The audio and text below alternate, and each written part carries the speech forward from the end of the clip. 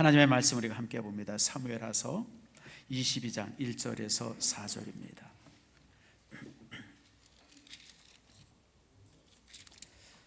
사무엘하 22장 1절에서 4절 말씀까지 다 찾으셨죠? 우리 교독합니다. 여호와께서 다윗을 모든 원수의 손과 사울의 손에서 구원하신 날에 다윗이 이 노래의 말씀으로 여호와께 아뢰되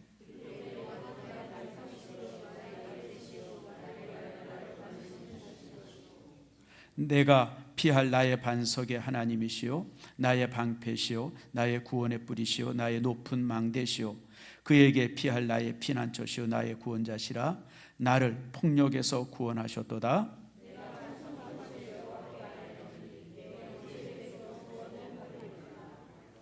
아멘. 기도하겠습니다. 하나님 감사합니다. 주께서 사랑해 주셔서 오늘 이처럼 귀하게 주의 전에 함께하게 하시고 주 안에서 복된 저희들의 모습 되게 하신 아버지 하나님 감사함을 드립니다.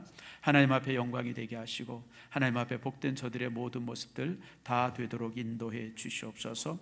오늘 이 시간 귀한 말씀을 가지고 함께 은혜 받을 때 말씀이 우리에게 힘이 되게 하시고 말씀의 능력으로 우리가 견고히 세워져 가게 하시며 말씀이 우리의 인생에 빛이 되게 하시고 등불 되게 해 주시옵소서. 특별히 아버지 하나님 시대가 혼란스럽습니다.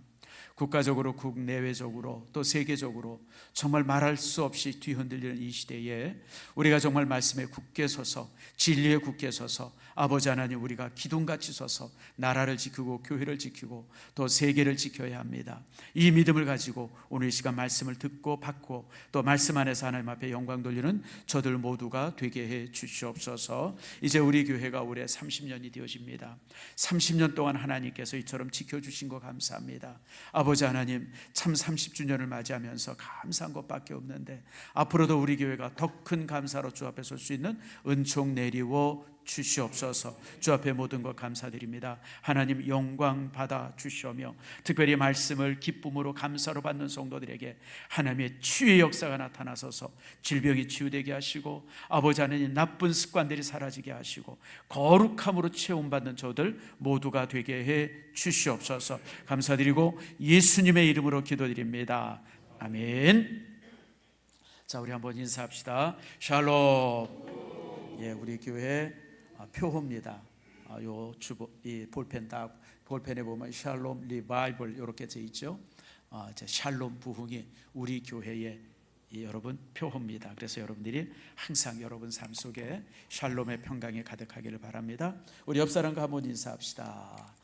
하나님의 평안이 가득하길 바랍니다. 우리 권사님, 집사님 또 장로님 얼굴을 뵈니까 천사의 얼굴을 봅는 것 같습니다. 시작.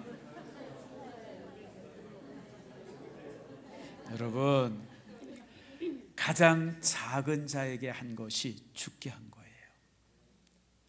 내가 당신 얼굴 보니까 예수님 본 것 같습니다. 누구한테 인사한 거예요? 예수님한테 인사한 거예요. 여러분 그런 인사가 여러분 처음에는 여기 조금 어색하긴 해요. 저도. 근데 계속 하다 보면요, 따라합시다. 습관이 인격을 만들고 인격이 운명을 만든다. 아세요 여러분들? 여러분들 좋은 습관은 강제로 갖는 거예요. 좋은 습관은요 그냥 이렇게 저절로 만들어지는 게 아니라 여러분 저절로 만들어지는 거는 나쁜 거밖에 없어요. 안 좋은 거밖에 없어요. 좋은 습관은 강제로 만드는 거예요.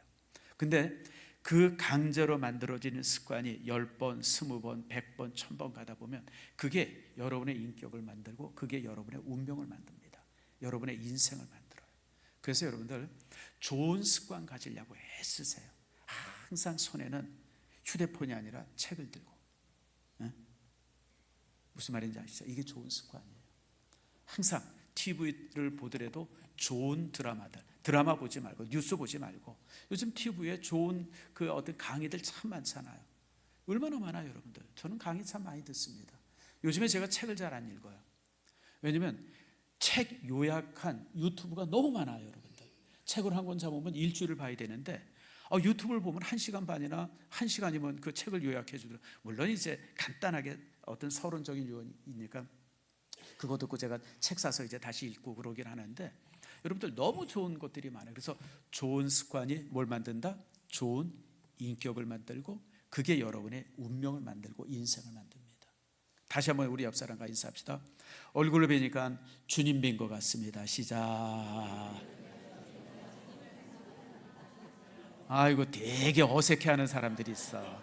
특별히 부부들이 그래, 부부들이. 여러분, 이게 어색하면 안 돼요. 내 아내 얼굴 보니까 예수님 본 것 같고, 내 남편 얼굴 보니까 천사 본 것 같고. 여러분, 어디서 사는 거예요? 천국에서 사는 거예요. 아멘 하십니까?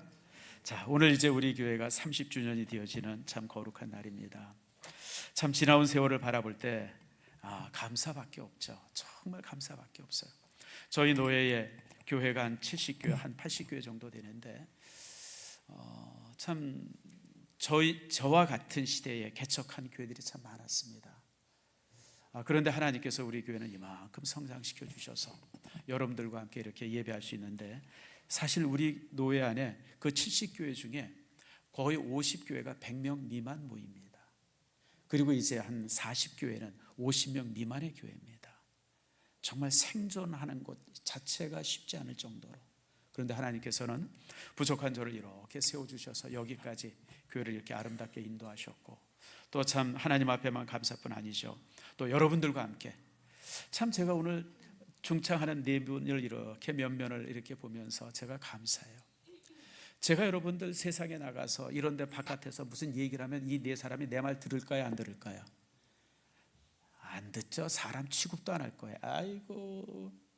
근데 여러분, 교회니까 이렇게 중창단이 만들어져서 찬양도 하고, 우리 또 호산나 찬양하다가 이른 아침 시간에 나와서, 그래서 참 어떻게 나 같은 자를 하나님께서 목사로 세워주시고 이렇게 성도들과 함께 참 아름다운 교회를 이루게 하셨을까. 참 이런 부분들을 생각할 때마다 감사한 것밖에 없죠. 특별히 제가 이제 이렇게 맞이하면서 더 감사할 것은 오늘 오후 예배 때 헌신 예배를 드리는 우리 당회원들입니다. 여러분, 많은 사람들이 장로가 된다는 것을 되게 기대하고 살아요. 여기 이제 우리 안수 집사님들 여러분 계신데, 우리 청년들도 장로 되고 싶은, 장로님 되면 참 교회 안에서. 근데 딱 돼 보세요, 여러분들. 여기 몇 분 장로님 계신데, 장로라고 하는 직함이 얼마나 무거운 짐인지 몰라요. 교회의 짐을 함께 져야 돼요, 목사와 함께. 근데 목사는, 내가 종종 얘기해요, 목사는 그래도 교회에서 사례비라도 받죠. 장로님들이 무슨 사례비 받습니까? 있는 거 없는 거 다 시간, 물질들 다 바치고 그러면서 살아온 분들이 이분들입니다. 다 여러분들, 그러므로 오늘 예배, 오후 예배 때 여러분들이 많이 참석하셔서 수고하셨던 장로님들 축복해주고, 그리고 지금 수고하고 있는 장로님 또 여러분들이 격려해 주시기 바랍니다. 특별히 큰 교회, 대형 교회, 무슨 아무튼 몇천 명씩 모이는 교회 장로님들은 편하죠. 진짜 편하죠. 근데 우리 교회처럼 막 성장해가고 막 세워져가는 교회, 그냥 막 건물 짓고 그냥 막 선교, 이런 교회 장로님들은요 너무너무 힘들어요. 여러분들 목사한테 휘둘리느라고 정신이 없어요. 이런 장로님들 여러분들이 격려해줘야 합니다. 그래서 참 이런 분들을 볼 때마다 제가 참 감사하고 또 감사하죠. 자, 그러면서 이제 오늘 여러분들과 함께 이제 성경을 쭉 읽어가면서 제가 사무엘하 22장에 보면서 다윗의 감사의 시편을 바라보면서 이 말씀을 가지고 오늘 말씀을 함께 나눠야 되겠다. 왜냐하면 제 심정과 너무 딱 맞아요. 그래서 이 시간에 아마 여러분의 마음에도 딱 맞는 그런 부분일 겁니다. 그래서 오늘 이 시간에 오늘 이 본문의 말씀을 가지고 여러분들과 함께 이제 은혜를 나누려고 합니다. 자, 우리 이제 1절을 한번 같이 읽겠습니다. 자, 22장 1절 말씀 시작. 여호와께서 다윗을 모든 원수의 손에서 구원하신 그 날에 다윗이 이 노래의 말씀으로 여호와께 아뢰되. 다윗이 이 시편을 언제 썼는가라고 하는 것을 본문에 말씀하고 있습니다. 여기 보니까 이제 두 가지예요. 모든 원수의 손, 다시 말하면 전쟁이 그쳤다고 하는 겁니다. 그 다음에 이제 사울의 손, 사울이 다윗을 죽이기 위해서 그렇게 이제 자객을 파송하고 이러고 그러죠. 그런 것에서 다 끝난 날. 그럼 몇 살쯤 되었을까? 여러분 한번 제가 말씀을 드릴 때 한번 여러분들 한번 추정해 보길 바랍니다. 전주에 설교했듯이 다윗은 사울의 칼을 피해서 13년 동안 도망자의 삶을 삽니다. 몇 년요?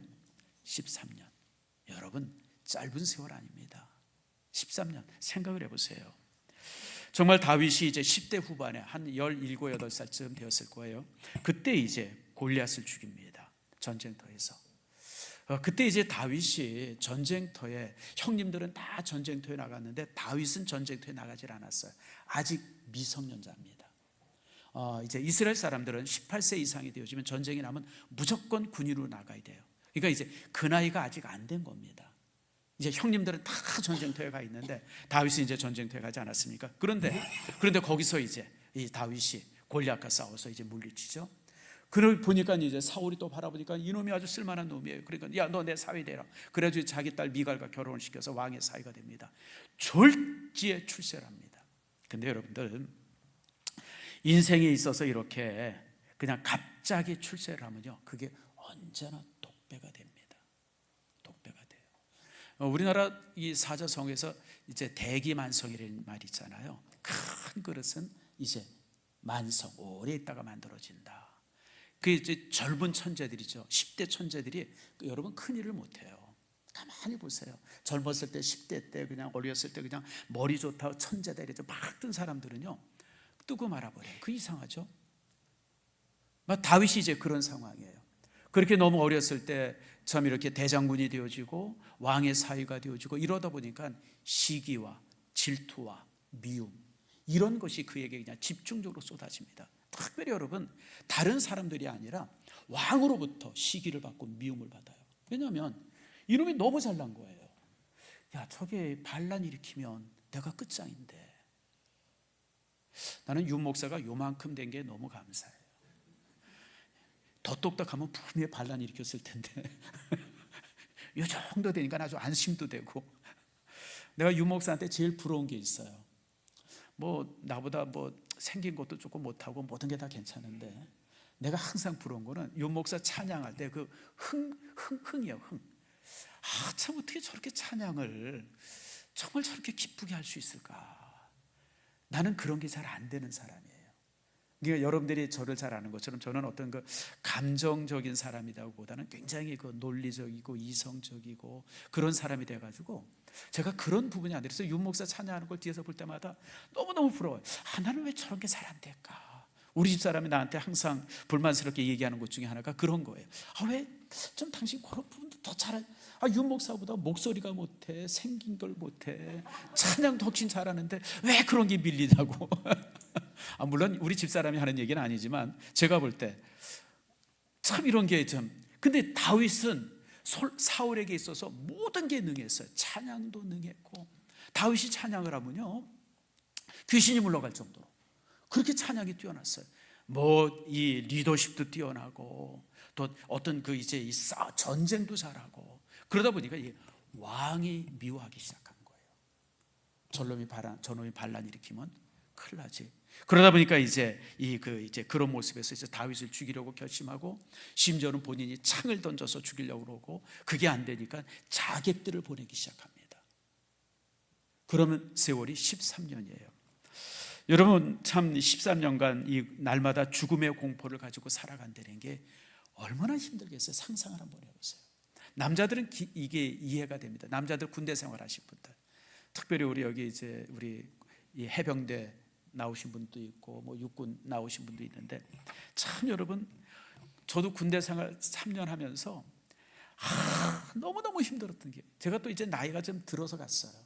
그래가지고 아무튼 내 동생의 동생뻘 되는 놈들한테 그냥 집합당하고 얼차려 받고 줄바따 맞고 그냥 막 저 못돼 그냥. 근데 여러분, 한 가지 위로받는 게 있어요. 따라합시다. 그래도 국방부 시계는 돌아간. 아무리 그래도 2년 반 3년 되면 제대하게 돼 있는데, 그러니까 그것 때문에 견디고 참는데, 여러분, 다윗은 여러분들 이 기약이 없어요. 그냥 기다린 거예요. 그냥. 자, 그러다 보니까 이제 부하들이 반란을 일으키자고 뒤에서 이제 이렇게 막 부추깁니다. 왕이요, 사울을 죽입시다. 사울 죽이면 모든 게 끝나죠. 그리고 죽일 수 있는 기회가 수없이 많았어요.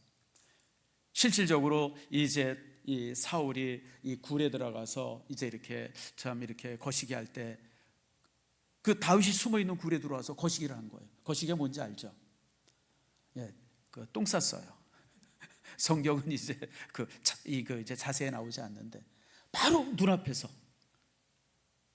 뭐 그런 장면들, 그 다음에 이제 전주에도 제가 설교했던 것처럼 이렇게 벌판에서 자고 있을 때 가서 물병을 가졌던 뭐 그냥 이 손에 잡힌 그 암살의 기회가 수없이 있었고, 만약에 죽이려고 마음먹었으면 얼마든지 죽일 수 있었어요.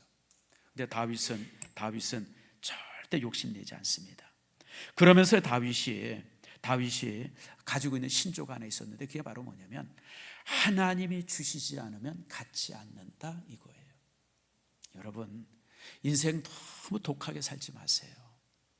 하나님이 주시면 그게 복이지, 그냥 하나님이 주시지 않는데 그걸 갖겠다고 그냥 억척되게 살면요, 되긴 되는데 너무 힘들게 돼요. 야곱의 삶처럼. 야곱은 가만히 있어도 얻을 수 있는 복이었었는데 그거 그냥 가만히 있질 못하고 그냥 본인이 얻으려고 그냥 억척을 떠니까 형님 속이죠, 아버지 속이죠, 삼촌 속이죠, 죽을 고비 수없이 넘기죠. 인생 그렇게 살지만 제가 살아보니까 저도 좀 억척스러운 사람이긴 한데, 이 나이 돼 보니까 내가 왜 참 그렇게 살았을까, 그런 생각이 참 많이 들어요. 가만히 있어도 얻을 수 있어요.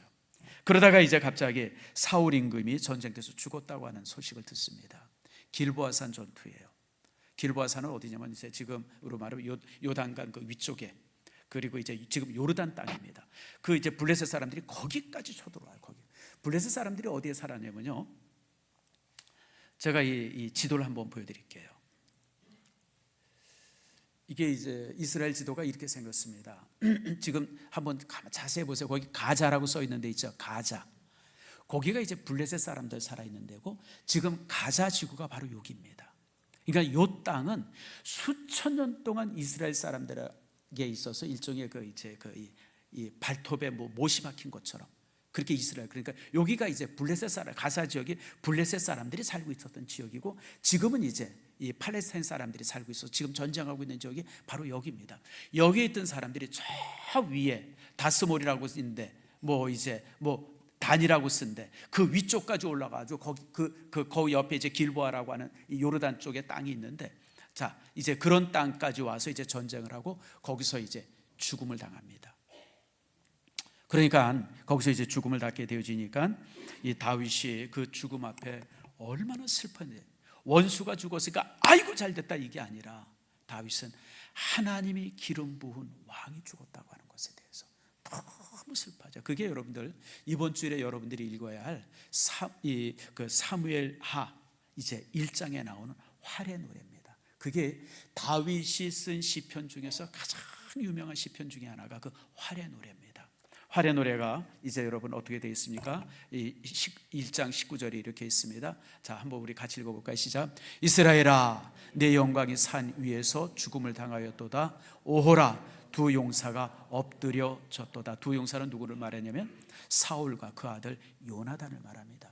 물론 요나단의 두 동생도 함께 죽습니다. 그러니까 이 그 전면전 모든 것을 이제 바쳐서 사울이 전격전을 했는데, 거기서 이스라엘이 전멸을 당하고 왕과 왕의 세 아들이 다 죽습니다.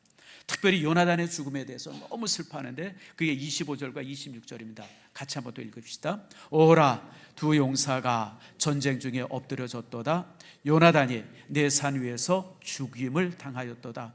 내 형 요나단이여, 내가 그대를 애통함은 그대는 내게 심히 아름다움이라. 그대가 나를 사랑함이 기하여 여인의 사랑보다 더하였도다. 참 이게 요나단과 다윗의 우정인데요, 요나단이 다윗보다 한 서너 살 위였었어요. 그리고 요나단은 알았어요. 다윗이 다음의 왕이 될 것을 알았어요. 여러분, 이 관계가 이 법적으로 말하면 사울 임금의 장남인 요나단, 내가 왕이 되어야 돼요. 그런데 하나님께서 다윗을 기름을 부었어요. 다시 말하면 누가 왕이 돼요? 내가 왕이 되는 것이 아니라 다윗이 왕이 될 걸 요나단이 알았어요. 여러분 같으면 어떻게 하겠어요? 어떻게 하겠어요, 여러분들? 여담이 어떻게 할래? 동생 놈이 장난된데 어떻게 할래? 근데 요나단이 그걸 뻔히 알면서도 다윗을 숨겨주고 도망가게 하고 자기의 갑옷을 다윗에게 주고 끊임없이 다윗을 변호합니다. 그러니까 사울 임금이 요나단한테 그냥 야, 이 잡종 새끼야, 그냥 막 온갖 용을 다 해요. 다윗이 왕이 된다는데, 네가 아니고 다윗이 왕이 된다는데 이놈의 새끼가 도대체 그냥 얼마나 사울이 요나단을 욕하고 그냥 저주하는지 모릅니다. 그런데도 요나단은요 끝까지 다윗을 지킵니다. 그래서 여인의 사랑보다 더하다는 게 바로 그 말이에요. 근데 결국 그런 이제 요나단이 죽음을 당하니까 오늘 그 애통함을 이렇게 말하죠. 내 형 요나단이, 형이었었어요. 정말 친형제보다도 더 가까운.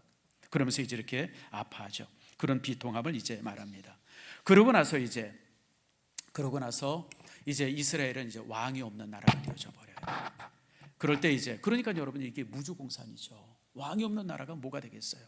그러니까 이제 유다 지파, 다윗이 유다 지파 아닙니까? 유다 지파 사람들이 다윗에게 와가지고 우리의 왕이 되어 주세요. 우리를 지켜주세요. 그래서 유다 지파의 왕이 됩니다. 유다 지파 한 지파에, 그 이제 이스라엘 맨 아래쪽이죠. 그리고 나서 이제 왕이 됐는데, 그런데 이제 이 11지파가 그대로 이제 왕조를 유지하고 있어요. 다윗 이제 사울의 손자를 가지고 이제 왕위를 가지고 있는데, 실제는 손자는 호수아비처럼 세워놓고 이제 밑에 장군들이 이제 권력을 잡고 이제 그러고 있었어요. 근데 여러분 그게 쉽겠습니까? 7년 동안 그러다가 결국 그들이 안 되니까 이제 이 다윗에게 와서 항복을 하고 우리를 이제 받아주세요. 그래서 전체 왕이 되어지는데 그때 나이가 40살입니다. 참 여러분들 그 이제 이 11지파가 이렇게 따로 있었을 때 얼마든지 다윗은 무력으로 이렇게 이 병합할 수 있었어요. 힘도 있었고, 그리고 정말 무주공산이었어요. 그런데도 불구하고 다윗은 끝까지 기다립니다. 끝까지 기다려요. 그랬을 때 이제 하나가 되어져서 그래서 이제 결국 왕이 되어지죠. 여러분 제가 항상 하는 말입니다. 여러분 될 것은 그냥 놔둬도 됩니다. 안 될 것은 아무리 애를 써도 안 됩니다. 그러므로 우리 믿음의 사람들은 하나님이 주시기를 위해서 항상 기다려야지. 너무 아동바동하고 그냥 악착스럽고, 여러분 인생 그렇게 살지 마세요. 삶은 그렇게 사는 거 아니에요. 여러분 우리가 이 땅에 사는 동안 열심히 살아야죠. 열심히 사는 거랑 악착같이 사는 거랑 다른 거예요. 열심히 사세요. 하나님이 주신 인생 후회하지 않도록. 그러나 억지로 사지는 마세요. 자, 그래서 이제 다윗이 온전히 이스라엘 민족의 왕이 되는데 그 나이가 이제 40살입니다. 그런데 이제부터 진짜 전쟁이에요. 지금까지 다윗은 사울의 칼을 피해서 도망가는 전쟁만 했는데, 왕이 딱 되고 보니까 나라 주변이 다 이 이스라엘 민족과 이 그 원수된 나라들입니다. 아래는 모압, 동쪽에는 암몬, 그 다음에 위쪽에는 다메섹, 그리고 또 이제 이 그 왼쪽에는 블레셋, 이런 나라들이 다 버티고 있는 거예요. 그래서 다윗이 30년을 그 나라들과 정복 전쟁을 합니다. 유명한 얘기가 여러분 이제 밧세바 얘기가 바로 이제 그 암몬이랑 이제 싸웠을 때 되어졌던 이야기들입니다. 근데 주변에 있는 나라들을 다 정복합니다. 그리고 나서 또 반란도 일어납니다. 이제 압살롬의 반란도 일어나고 세바라고 하는 사람의 반란도 일어나고, 이게 이제 여러분들이 이번 주일에 사무엘하를 쭉 읽으면서 이제 여러분들이 이제 이렇게 보게 되어진 장면들이에요.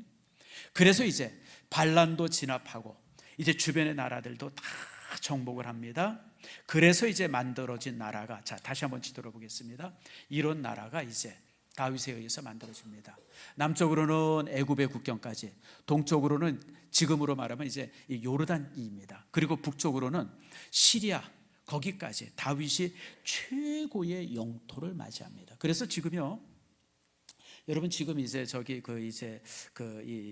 이스라엘에서 전쟁 난 거 가만히 보세요.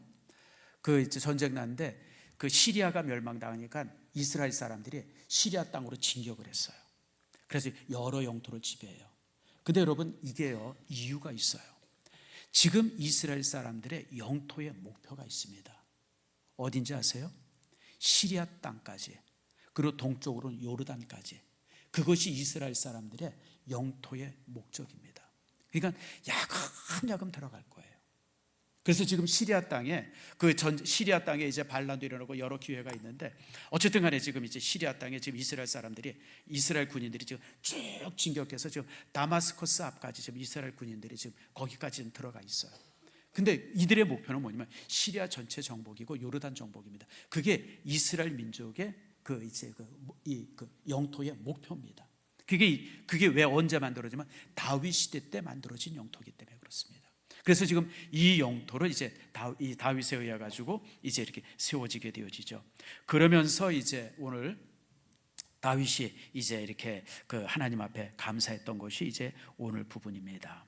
다시 말하면 다윗의 요때 나이가 한 70살쯤 되어집니다. 제 나이입니다. 그래서 모든 것을 평정하고 모든 것을 바라보면서 하나님 앞에 감사했던 것이 이제 본문의 내용이죠. 여러분, 참 다윗의 이렇게 시편을 바라보면서 오늘 22편의 말씀을 보면서 우리가 하나 알 수 있는 것은, 여러분, 후회함이 없다고 하는 거예요. 여러분, 이 다윗의 기도문에 있어서 특징이 하나 있어요. 세 가지 특징을 제가 말씀을 드리는데, 첫 번째가 후회가 없어요. 여러분, 인생을 후회 없이 산다고 하는 것이 참 얼마나 참 귀중한지 몰라요. 물론 아쉬움은 있죠.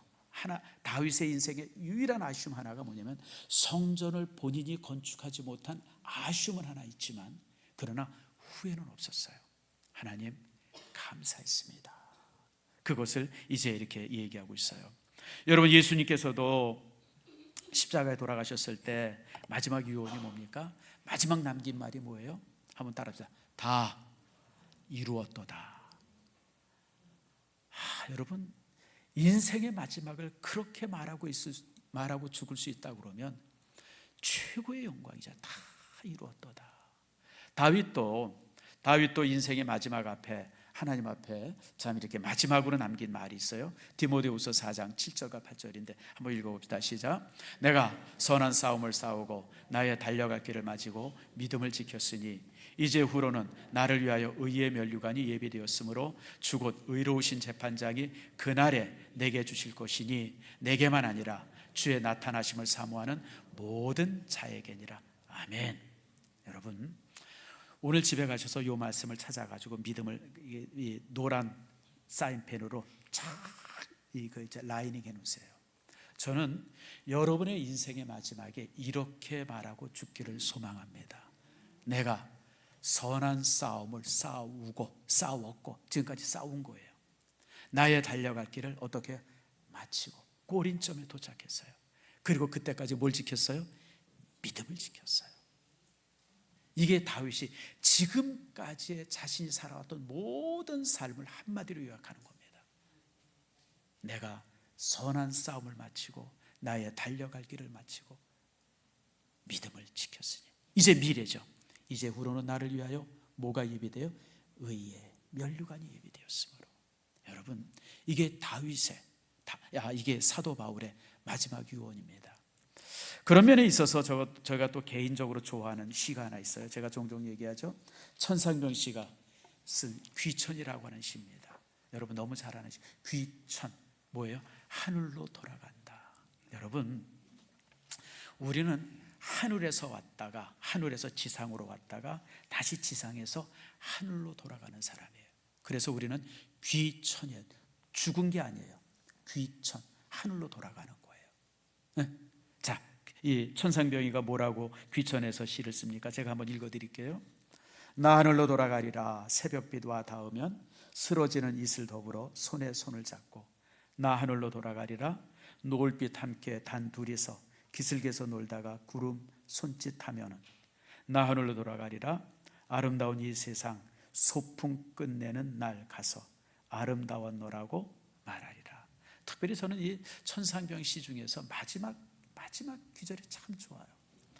나 하늘로 돌아가리라. 아름다운 이 세상 소풍 끝내는 날. 여러분, 우리가 이 땅에 뭐 온 거예요? 소풍 온 거예요. 사실 천상병 씨는 이 땅에 와가지고 여기에 와가지고 고생 직사게 한 사람입니다. 저 사람이 서울대 상대 다니던 사람인데 그 동백리 사건입니까? 아무튼 그게 사실 조작된 사건인데 거기에 연루돼 가지고 이제 그 중정에 들어가서 매 맞아가지고 이게 이제 이렇게 정신이 온전해지지 못해요. 그래서 이제 장애자로 나옵니다. 그래서 평생 장애자로 살아요. 일종의 반 비친 사람처럼. 그러다가 이제 친구 동생이랑 결혼해가지고 저 어디 세검정입니까? 그쪽 어디에 이제 이렇게 찻집을 내가지고 평생 살았다 그러는데, 근데 그가 이제 마지막 남긴 말이 아름다운 세상에 어떻게 왔다고요? 소풍 왔다가. 아름다운 세상에. 참 그 고생하는 그 힘든 삶을 살았는데 어떻게 세상을 아름다웠다고 말할 수 있을까? 저는 이 부분이 참 제가 좋아해요. 여러분, 우리가 이 땅에서 고생도 해요. 땀도 흘려요. 눈물도 흘려요. 그러나 따라합시다. 아름다운 곳. 세상은 아름다운 곳이에요. 아름다운 곳이에요.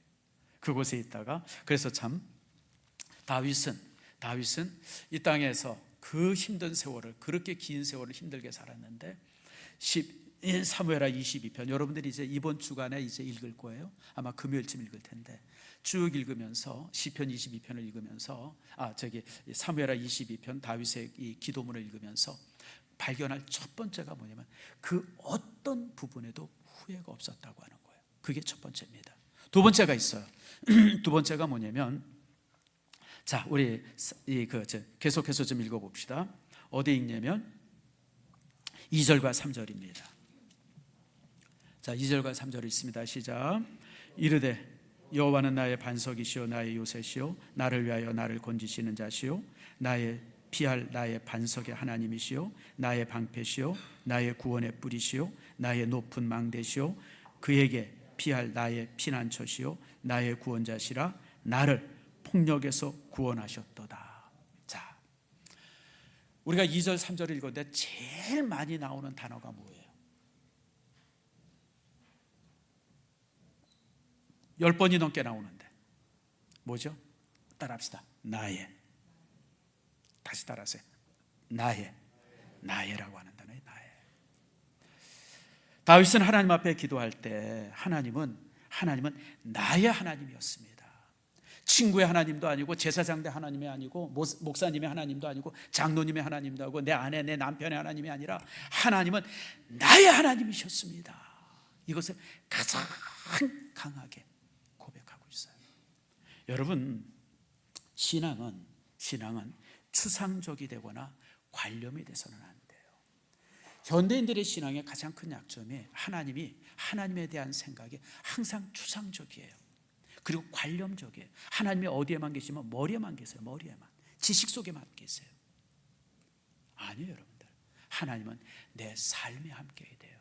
내 호흡에 함께하고 내 언어에 함께하고 내 행동 속에 내 손과 발 모든 곳에 함께하는 임재 하나님. 다윗은 바로 그걸 고백하고 있어요. 여러분, 우리의 신앙이 바로 이래야 돼요. 우리가 오래 신앙생활하는 사람들의 특징 중에 하나는 하나님은 항상 그냥 기억 속에만 존재하세요. 이게 얼마나 슬픈 일이에요. 하나님이 기억 속에만 존재하면, 하나님의 머리에만 있고 하나님에 대한 개념이 추상적이에요. 아니에요, 여러분들. 하나님은 나의 하나님이에요. 내 생활 속에, 내 언어 속에, 내 마음 속에, 내 생각 속에, 내 판단 속에, 그리고 내가 하고 있는 모든 삶의 현장에 함께 하시는 하나님, 나의 하나님. 그것이 다윗의 고백입니다. 따라합시다. 하나님은 나의 하나님입니다. 여러분, 이 고백이 항상 여러분에 있으세요. 하나님은 나의 하나님입니다. 자, 그러면서 그리고 또 22장 이 시편 전체를 바라보면서, 이 시를 전체를 바라보면서 또 하나 우리가 찾을 수 있는 곳이 있습니다. 그것이 바로 뭐냐면, 여러분, 이 시편, 지금 우리가 읽은 2절과 3절의 말씀을 통해서도 우리가 확인할 수 있지만, 여기서 여러분들 노인의 모습이 발견이 되어져요. 제가 22편, 22장을 여러 번 오늘 설교를 하기 위해서 수십 번을 읽었어요. 이 수십 번을 읽으면서 제가 놀랍게 깨달은 게 하나 있어요. 하나님께서 제게 주신 놀라운 그런 어떤 이제 감동이 있어요. 뭐냐면, 여러분, 이 22장에 나오는 다윗의 시편 속에는 노인의 감정은 요만큼도 없어요. 펄펄 뛰고 있는 청년의 감정을 가지고 지금 시를 쓰고 있어요. 난 너무 놀라요. 여러분, 참 이게 놀라운 겁니다. 여러분, 우리가 하나님 앞에 나이가 70이 되고 80이 되고 90이 되면, 나이가 70 되면 우리 신앙도 70이에요. 나이가 90 되면 신앙도 90이 되어져요. 청년 때 그냥 펄펄 뛰던 거는 저만큼 사라지고, 어제도 이제 청소년에 청년들이 와가지고 막 이것저것 들고 열심히 하는 거 보면서, 야, 부럽다, 그러고 보면 바라봐요. 아니에요, 여러분들. 다윗은요, 지금 나이가 70인데도 불구하고 20대 30대의 청년의 마음을 가지고 하나님 앞에 기도하고 있어요. 따라합시다. 기독교는 청년의 종교다. 제가 이렇게 말하면 나이 드신 분들은 아이고, 우리 이제 쓰레기인가 보다. 아니에요, 여러분들. 기독교라고 하는 종교는 그 사람의 그 이제 인생의 나이가 70이 되든 80이 되든 90이 되든 상관없이 항상 이 시점은 20대 청년의 마음을 가지고 있어야 돼요. 그게 다윗이에요. 다윗은 지금 70이 넘는 나이에 시를 쓰면서도 지금 그냥 펄펄 끓는 청년의 정열을 가지고 하나님 앞에 기도하고 있어요. 여러분, 그래야 돼요. 제가 좋아하는 말씀이에요. 빌립보서 4장 13절, 너무 자주 여러분들에게 말씀하고 있는 말씀인데, 자, 한번 다 같이 읽어봅시다. 시작. 내게 능력 주시는 자 안에서 내가 모든 것을 할 수 있느니라. 아멘. 아멘 하세요? 정말 아멘 하십니까? 하나님이 능력 주시면 80에도 할 수 있고 90에도 할 수 있고 100살에도 할 수 있어요, 여러분들. 항상 우리가 그 마음을 가져야 돼요. 내가 늙었다고 해서, 나이 들었다고 해서 자꾸만 뒤로 물러서려고 그러고 안 하려고 그러고, 아니에요, 여러분들. 기독교는 청년의 종교예요, 여러분들. 나이라고 하는 것은 숫자예요. 여러분, 제가 그런 면에 그래서 제가 좋아하는 사람이 있는데, 그가 누구냐면 갈렙입니다. 여호수아서 14장 10절에서 11절에 갈렙이 이렇게 말합니다. 자, 14장 10절과 11절 같이 한번 읽어봅시다. 시작. 이제 보소서, 여호와께서 이 말씀을 모세에게 이르신 때부터 이스라엘 광야에서 방황하진 이 45년 동안을 여호와께서 말씀하신 대로 나를 생존하게 하셨나이다. 오늘 내가 85세로 돼 모세가 나를 보내던 날과 같이 오늘도 내가 여전히 강건하니 내 힘이 그때나 지금이나 같아서 싸움에나 출입에 감당할 수 있으니. 진짜일까요, 가짜일까요? 모세가 갈렙을 보냈을 때 나이가 몇 살이면 40살이었었어요. 그리고 지금 갈렙의 나이는 85세예요. 근데 지금 갈렙이 여호수아 앞에서 딱 서서, 여호수아, 45년 전에 그때 내 모습이나 지금 내 모습이 똑같아. 신체적 나이가 똑같아. 맞을까요, 틀릴까요? 아니더라고요. 제가 2주 전에 청년들이랑 풋살을 한번 했는데, 제가 풋살하고 나서 2주 얼마나 아픈지. 오장로님은 인대가 뭐 어떻게 됐다면서 지금 괜찮아요? 걸어다닐만 해요? 오장로님도 죽기 살기로 뛰다 그래서, 이거 야, 오장로님이 나보다 그래도 젊긴 젊구나. 그러더니 중간쯤에 나갔어요. 왜 나갔나 봤더니 인대가 어떻게 됐대나. 여러분, 40살이랑 여러분 60살이랑 틀려요. 40살이랑 70살이랑 신체 나이가 틀려요. 80살은 말할 것도 없고. 근데 지금 여호수아 앞에 갈렙이 서가지고 45년 전에 그때나 지금이나 나 똑같아. 이게 왜 그러냐면요, 다시 한번 지도를 제가 보여드립니다. 헤브론이라고 하는 땅이 있어요. 저기 노랗게 긁어놓은, 이렇게 제가 표시해 놓은 데 있죠. 마킹해 놓은 데. 그리고 옆에 가사라고 하는데 또 제가 이렇게 노랗게 해 놓은 데가 있어요. 요 가사가 지금 가자지구랑 가자지구예요. 옛날에는 여기가 블레셋 사람들이 살고 있었어요. 그리고 헤브론은 바로 옆에 붙어있는 도시입니다. 제가 2년 전에 헤브론을 가봤어요. 헤브론에서 이렇게 보면 가자지구가 저 멀리 보입니다. 헤브론은 조금 이렇게 솟아있는 땅이에요. 바로 눈앞이에요. 그러니까 거기서, 그러니까 지금 바로 그 가자지구에서 튀어나와가지고 2년 전에 그렇게 이제 전쟁했던 곳입니다. 그러니까 헤브론을 아무도 가려고 그러질 않아요. 그러니까 갈렙이 나서서 내가 헤브론에 가겠습니다. 나를 보내주세요. 그래가지고 얘기했던 것이 오늘 우리가 조금 아까 읽었었던 여러분 이제 그 모습이죠. 여러분, 나이는 아무 상관없어요. 우리가 하나님 앞에 일하고자 할 때 핑계 대지 마세요. 갈렙은 여러분 85세에 내가 가서 그 땅을 정복하겠습니다. 그래서 여호수아가 허락하고, 그래서 갈렙이 가서 헤브론을 정복하고, 그게 지금 유대인들의 여러분 중심 도시가 되어집니다. 사랑하는 성도 여러분, 제가 3년 전이에요. 여러분 아마 이제 그때 제가 아프리카 갔다 와가지고 여러분에게 간증한 얘기 한번 들으셨을 거예요. 이제 그 여기 그 저기 어디입니까? 저쪽 그 저기 그 어디야? 그 저기 이 그 홍익교회라고 저쪽 종도 쪽에 있는 거. 제가 교회는 가보지 못했는데 그 홍익교회 얘기를 하더라고요. 그 선교사들이. 목사님 한 20여 년 전에 홍익교회에서 선교사가 한 명 왔어요. 그래? 뭐 자주 오니까 그럴 수 있겠다 그랬더니 그러면서 이제 그 얘기를 해요. 홍익교회에서 아프리카 나이로비에 선교사를 파송하려고 파송 예배를 드리려고 다 준비했는데 날짜가 딱 됐는데 선교사가 안 가겠다고, 못 가겠습니다, 거절했다는 거예요. 그러니까 선교부장 장로님이 너무 난감한 거예요. 교회 다 광고해놨고 이제 예배 드리려고 이제 모든 걸 다 준비해놔가지고 주일날 이제 다 준비해가지고 이제 예배만 드리면 되는데 막상 주일이 딱 되니까 선교사가 나 못 나가겠다고. 그러니까 야, 이게 얼마나 교회적으로 이게 문제가, 이게 고민이 돼요. 아니 선교사 파송한다고 광고하고 예배 날짜 확인하고 다 그랬는데 안 나가겠다고 선교사가 안 와버린 거예요. 그러니까 이 선교사님, 이 장로님이 고민하다가 목사님한테 와서 목사님 그럼 제가 나가겠습니다. 그래서 그 당시 이 선교사님, 이 장로님 나이가 65세쯤 됐다 그러는 것 같은데 이 65세 된 장로님들이 대신 자기가 나겠다고 파송 예배를 드린 거예요. 그런데 이제 문제는 뭐냐면 나이가 65세인가 그렇죠. 영어를 한마디도 못해요. 여러분 케냐는요 영국이 지배했던 곳이기 때문에 영어를 쓰는데요, 영어 한마디도 못하지, 나이도 늙지. 어느 날 보니까 이 노인 둘이서 선교사로 한다고 케냐로 왔다는 거예요. 그래서 선교사들이 얼마나 황당해요. 아니 이게 뭔 시츄에이션이야. 그런데 이분들이요 매일 나가서 거리 전도하고, 그래서 사실 이 두 사람이 가장 많이 전도했고 케냐에서 가장 많은 교회를 세웠다고 합니다. 거의 한 20교 정도 되는 교회를 세웠다 그래요. 저는 그 얘기를 듣고 얼마나 놀랐는지 몰라요. 나이가 뭔 상관이 있어요? 아무 상관없어요, 여러분들.